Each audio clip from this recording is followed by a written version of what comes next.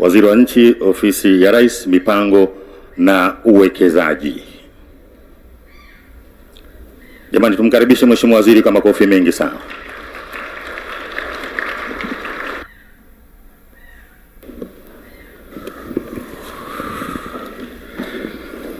Mheshimiwa Dr. Samia Suluhu Hassan, Rais wa Jamhuri ya Muungano wa Tanzania, Mheshimiwa Dr. Hussein Ali Mwinyi, Rais wa Zanzibar na Mwenyekiti wa Baraza la Mapinduzi, Mheshimiwa Dr. Mwigulu Lameck Nchemba, Waziri Mkuu wa Jamhuri ya Muungano wa Tanzania, Mheshimiwa Musa Azan Zungu, Spika wa Bunge la Jamhuri ya Muungano wa Tanzania, na kwa nafasi yangu Mheshimiwa Rais, naomba nitambue kwa niaba ya sekta binafsi uwepo wa ndugu Angelina Ngalula, Rais wa Shirikisho la Sekta Binafsi akiwakilisha Tanzania Bara, na ndugu Ali Suleiman Amulu, mwenyekiti wa Chemba ya Biashara Zanzibar akiwakilisha Zanzibar. Mheshimiwa Rais, kwa niaba ya kamati ya maandalizi ya mkutano huu maalum, na kushukuru kwa maelekezo yako uliotupa ya kuitisha mkutano huu. Tunakushukuru pia kwa uamuzi wako na maelekezo yako kwamba mkutano huu ufanyike hapa Ikulu.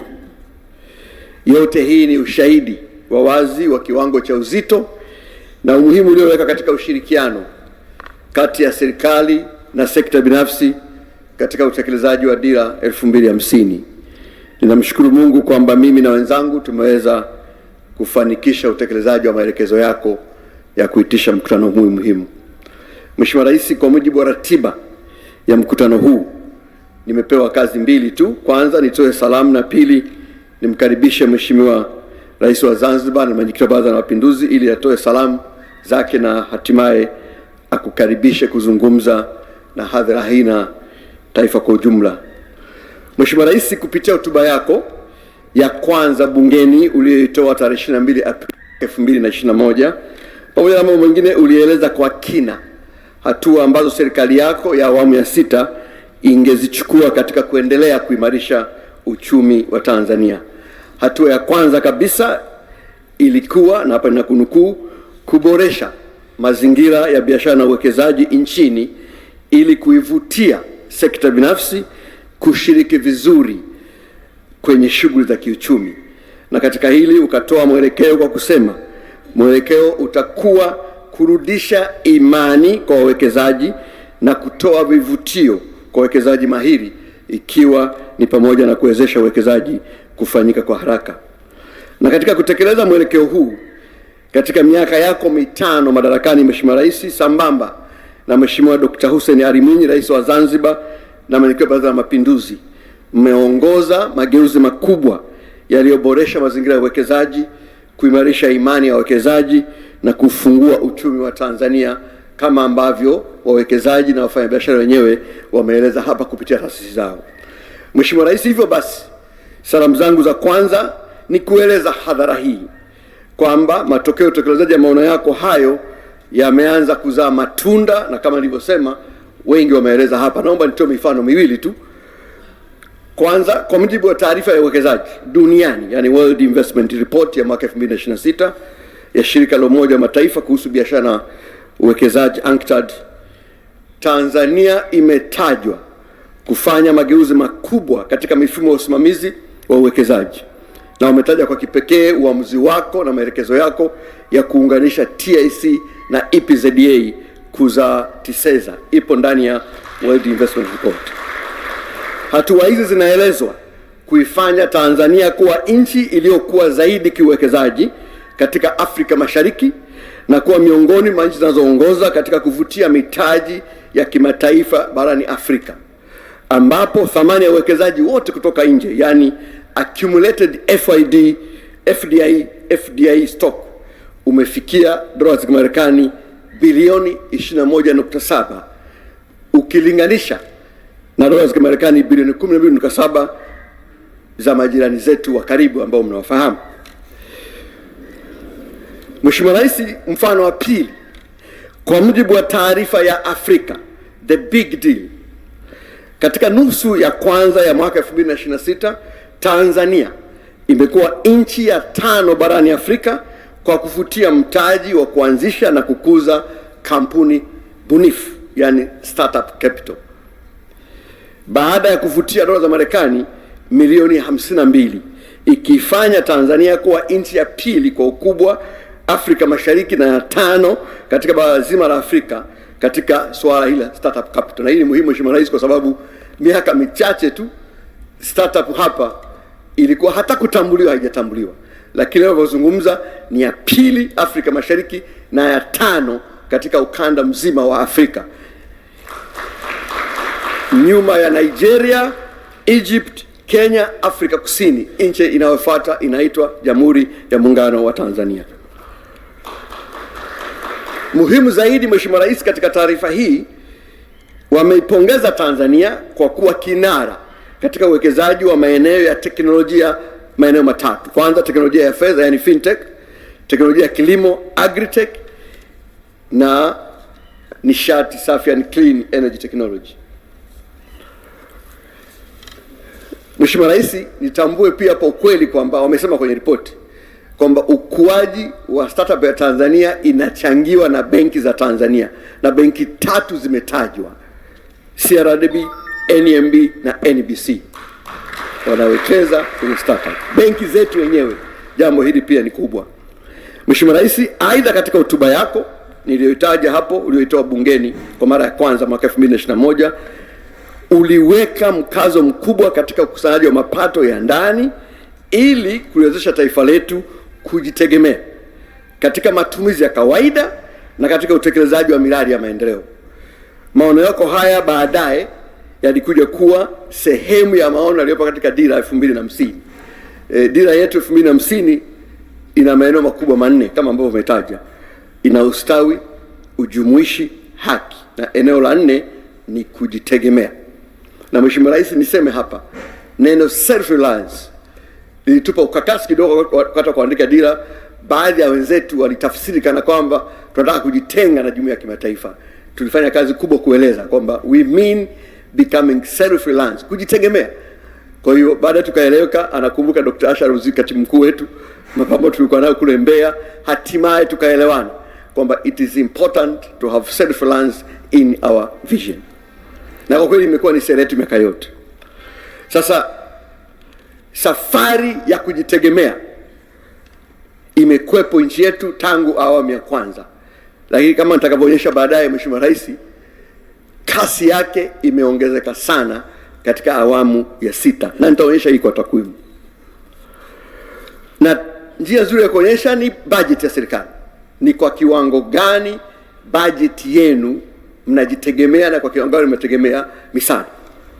Sasa katika bajeti zako 6 tangu uingie madarakani, umepunguza kiwango cha misaada katika bajeti ya serikali kutoka 7.1 mwaka 2020-2021 hadi 0.9 mwaka 2026-2027.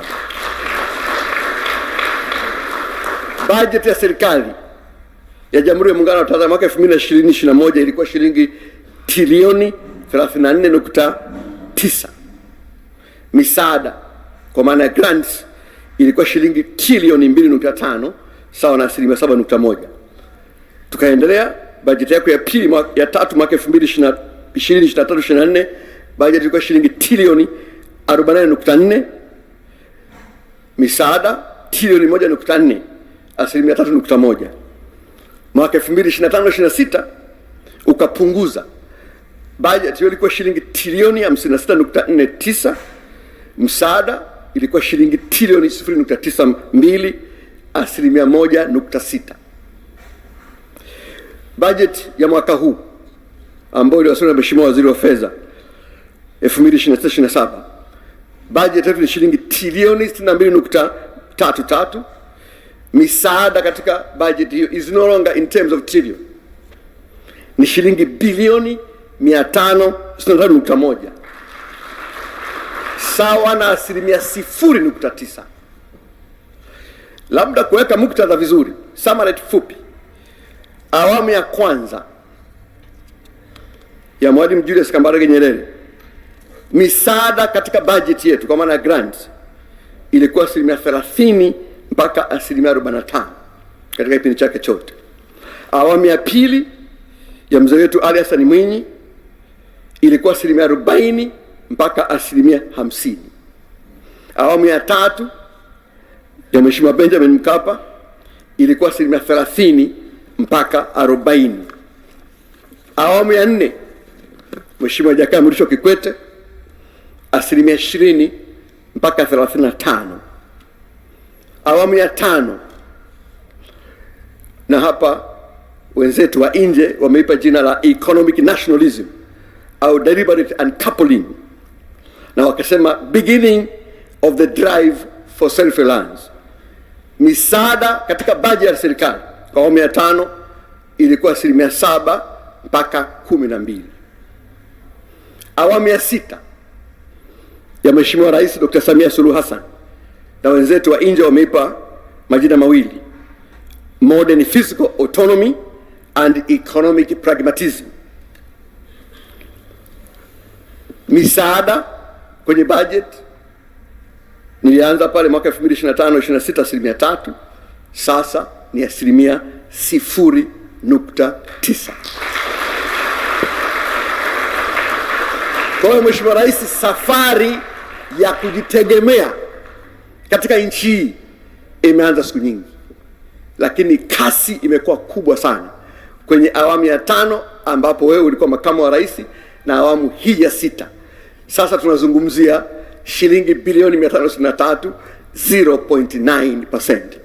Ndio maana nilipohojiwa kwenye chombo kimoja cha kimataifa nilisema wala hatujidai wala haturingi. Wangetupa hizo fedha tungeshukuru, lakini kama watupi, hiyo haiwezi kufanya sisi tukaanza kulia. Ukweli ni kwamba hiyo misaada yote tunazungumzia shilingi bilioni 563 out of a budget of 62 million, 0.9%. Na ndio maana Mheshimiwa Rais, katika mazingira haya, taasisi moja ya kimataifa imeandika hivi karibuni, kwa nasoma, wanasema hivi na nanukuu wao.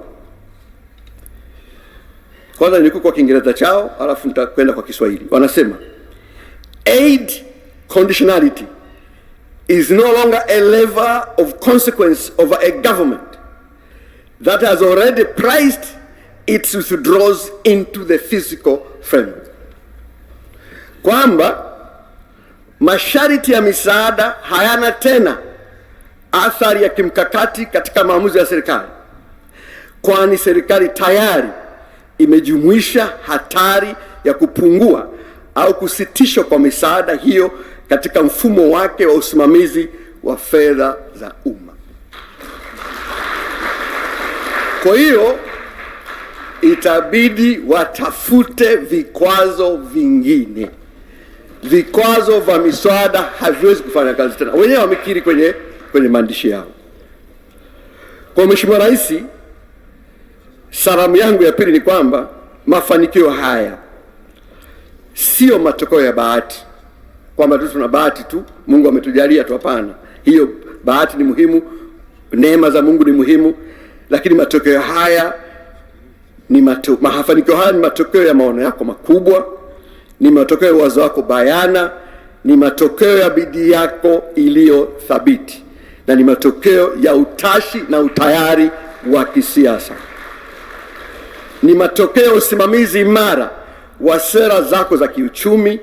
Mafanikio haya yanatupa matumaini kwamba kupitia ushirikiano wa serikali na sekta binafsi ambao tumeonyesha leo katika utekelezaji wa dira 2050, Tanzania inaweza kuwa kitovu cha uwekezaji, ubunifu, ujasiriamali barani Afrika.